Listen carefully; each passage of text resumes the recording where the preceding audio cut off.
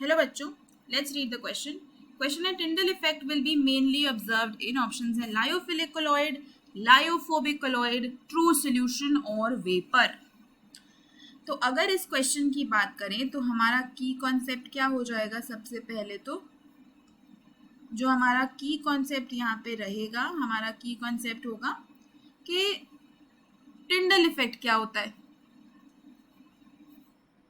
तो Tyndall effect की अगर बात करें तो ये एक इफेक्ट है जो स्कैटरिंग ऑफ लाइट दिखाता है ना. जब एक पार्टिकल के थ्रू लाइट पास करके स्कैटर करती है तो हम कहते हैं कि स्कैटरिंग ऑफ लाइट हो रहा है और इस इफेक्ट को हम नाम दे देते हैं टिंडल इफेक्ट. अब ये टिंडल इफेक्ट दिखाते कौन है? कोलॉइडल पार्टिकल्स है ना. कोलॉइड्स या कोलॉइडल पार्टिकल्स जो होते हैं उनका साइज परफेक्ट होता है to show scattering of light. 1 से 1000 नैनोमीटर होते हैं इनके पार्टिकल्स का साइज और ये लाइट को, जब लाइट इनमें पास होती है तो वो चारों तरफ लाइट को स्कैटर कर सकते हैं. ये प्रॉपर्टी होती है कोलॉइडल पार्टिकल्स की. और कोलॉइड्स जो होते हैं वो हेट्रोजेनस भी होते हैं ना. हेट्रोजेनस होते हैं तो पार्टिकल साइज थोड़ा सा बड़ा होता है. तो ये बात तो क्लियर है कि कोलॉइड्स ही दिखा सकते हैं टिंडल इफेक्ट. तो ट्रू सोल्यूशन तो आपका आंसर से रूल्ड आउट है. वेपर भी आपके आंसर से रूल्ड आउट है क्योंकि इनमें पार्टिकल साइजेस बहुत ही छोटे होते हैं, बहुत ही कम होते हैं, तो ये स्कैटरिंग ऑफ लाइट नहीं दिखा सकते. अब बात करते हैं लायोफिलिक कोलॉइड की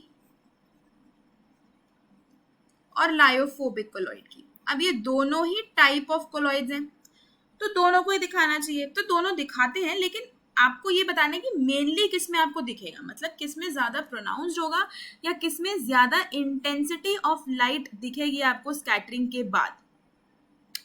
तो जो intensity of scattering of light है ना, जो जितनी इंटेंसिटी से लाइट स्कैटर होने वाली है, ये किस पे डिपेंड करती है? On the difference in the refractive index. ये किस पे डिपेंड करती है? Difference in the refractive index of the dispersed phase and dispersion medium. देखो किसी हद तक तो दोनों ही दिखा सकते हैं क्योंकि दोनों ही कोलॉइड के टाइप्स हैं. दोनों का जो साइज होता है कोलॉइडल रेंज में होता है, तो दोनों ही दिखा सकते हैं स्कैटरिंग या टिंडल इफेक्ट. लेकिन अब हमें मेनली बताना है, मतलब हमें ये देखना होगा कि किसमें ज्यादा इंटेंसिटी हमको मिलेगी. तो इंटेंसिटी डिपेंड करती है, जितना ज्यादा डिफरेंस होगा ना refractive index of disperse phase and dispersion medium में, उतनी ज्यादा इंटेंसिटी होगी. तो देखो लायोफिलिक सोल्स जो होते हैं वो लिक्विड लविंग होते हैं.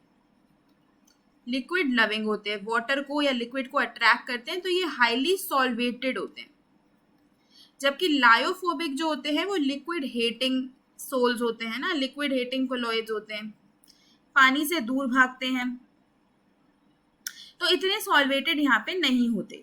ये आपके सॉल्वेटेड नहीं होते पार्टिकल्स. तो यहाँ पे जो आपके पास डिफरेंस आता है ना, difference in the refractive index of disperse phase and dispersion medium, ये काफी ज्यादा होता है. डिस्पर्स फेज और डिस्पर्जन मीडियम के बीच में जो रिफ्रैक्टिव इंडेक्स का डिफरेंस है वो काफी ज्यादा हो जाता है. और इस डिफरेंस के ज्यादा होने की वजह से टिंडल इफेक्ट जो है वो लायोफोबिक सोल्स में ज्यादा प्रोनाउंस्ड होता है या ज्यादा इंटेंस होता है.